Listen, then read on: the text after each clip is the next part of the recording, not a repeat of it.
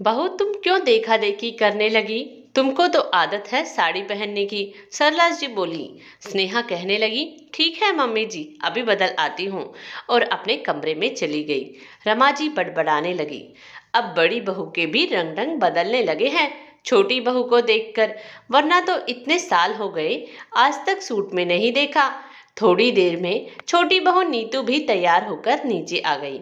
इस बार होली पे बहुत रिश्तेदार आने वाले हैं, इसीलिए मार्केट की खरीदारी के लिए हम तीनों को ही चलना होगा। इसीलिए दोनों बहू के साथ रमा जी भी मार्केट चली गई। स्नेहा की शादी को 7 साल हो गए थे। बेटा स्कूल जाता था और स्नेहा अब फिर से गर्भवती थी, और रमा जी के छोटे बेटे रवि की शादी को अभी 6 महीने ही हुए थे।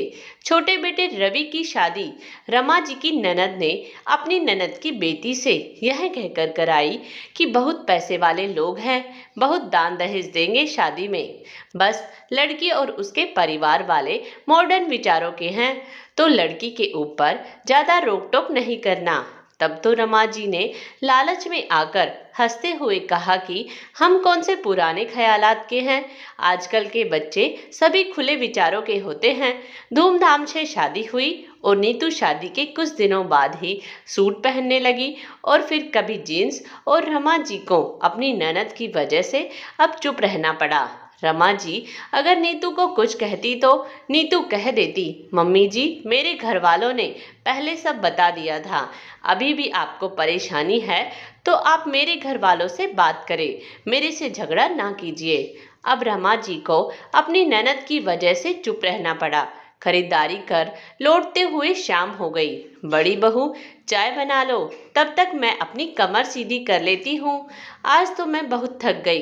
रमा जी तो बड़ी बहू को बोलकर आराम करने लगी। इतने में ही छोटी बहू नीतू का फोन बजा, और वह अपना फोन लेकर कमरे में जाते हुए बोली, मेरी चाय मेरे कमरे में पहुंचा देना। थकान तो स्नेहा को भी बहुत थी, लेकिन ना चाहते हुए भी चाय बनाई और रसोई का सारा काम कर बस अपने कमरे में आकर लेती ही थी। उसके मन में पुराने ख्याल घूमने लगे। स्नेहा बहू, सर पे पल्लू रहे हमेशा याद रखना, छोटे बड़ों से थोड़ा पर्दे का भी ख्याल रखना, कभी जोर से बात नहीं करना, ना जोर से हंसना, जेठ ससुर के सामने आवाज ना निकालना। रमा जी ने नई नवेली बहू स्नेहा को सब समझा दिया था। स्नेहा ने इन बातों का कभी विरोध नहीं किया, लेकिन जब स्नेहा के बेटा पैदा हुआ तो डिलीवरी के बाद उसने मैक्सी पहनने के लिए कहा तो रमा जी ने साफ मना कर दिया। बहू क्या परेशानी है साड़ी में, हमने भी बच्चे पैदा किए थे, ये सब चोचले हैं, हमने कभी ऐसा नहीं किया। स्नेहा ने अपने पति से भी कहा, लेकिन पति ने तो साफ हाथ ऊपर उठा दिए कि सास बहू के चक्कर में मैं नहीं पड़ने वाला, मुझे दूर ही रखो। लेकिन आज जब देवरानी आ गई, उसका जो मन करता है वो पहनती है, घर का काम करे तो ठीक और नहीं करे तो ठीक, उसके ऊपर ना कोई जोर जबरदस्ती है। सब कायदे कानून मेरे ऊपर ही क्यों, मैं भी इस घर की सदस्य हूँ। जिस तरह मैं इस घर में बहू बनकर आई थी, उसी तरह आज छोटी बहू भी इस घर की बहू है, उसके लिए सब नियम बदल गए। आज जब मैंने सूट ही तो पहना था और मेरा तुरंत बदलवा दिया, लेकिन नीतू चाहे कुछ भी पहने, उसके मायके के डर से उसे सब पहनने दिया जा रहा है।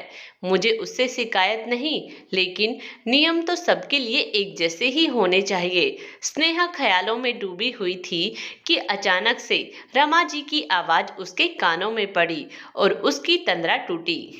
बाहर रमा जी चिल्ला रही थी, शाम हो चली है, खाना नहीं बनेगा क्या आज? बड़ी बहू सो गई क्या? ये भी कोई वक्त है सोने का? आज खाना तेरी माँ बनाकर दे के जाएगी या तेरे घर से आएगा? रमा जी लगातार चिल्लाए जा रही थी। स्नेहा उठकर बाहर आई और बोली, मम्मी जी मुझे बहुत सर दर्द है और मैं बहुत थक गई हूँ, आप नीतू को कह दो खाना बना लेगी, मुझसे नहीं होगा, मैं आराम करने जा रही हूँ। स्नेहा जाने लगी तो रमा जी फिर बोली, क्यों तू अकेली थकी है क्या? हम भी थक गए हैं, खाना बना ले रसोई में जाकर। बहू के होते हुए मैं बनाऊं क्या खाना? अब शर्म नहीं है क्या जरा भी? क्यों मम्मी जी, नीतू क्यों नहीं बना सकती?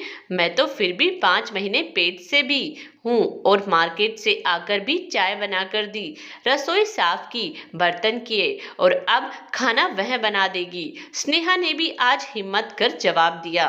रमा जी ने गुस्से में कहा, आने दे मेरे बेटे को, बहुत जबान चल रही है आज तो।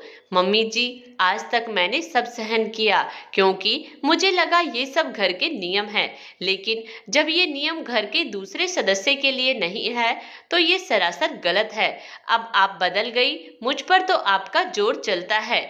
अगर आज आपके बेटे भी कुछ बोलेंगे तो उनसे भी पूछूंगी, सारे नियम मेरे लिए ही क्यों? अब तक चुप थी मैं क्योंकि लगता था आपका दिल पिघलेगा, लेकिन आपने तो मुझे ही सुनाने का जिम्मा उठा रखा है। अब आप बदल गए हो नई बहू के आने से, तो मैं भी बदल सकती हूँ। मैं किसी की बराबरी नहीं कर रही हूँ, बल्कि अपने हक के लिए बोल रही हूँ, स्नेहा ने कहा। रमा जी चुपचाप अपना सा मुंह लेकर स्नेहा की बातें सुनती रह गई, क्योंकि उन्हें अब एहसास हो गया था कि आज तक मैं बड़ी बहू जो मेरी बात मानती थी, उसके साथ मैं इतना भेदभाव कर रही थी, वो भी अब गलत सहन नहीं करेगी।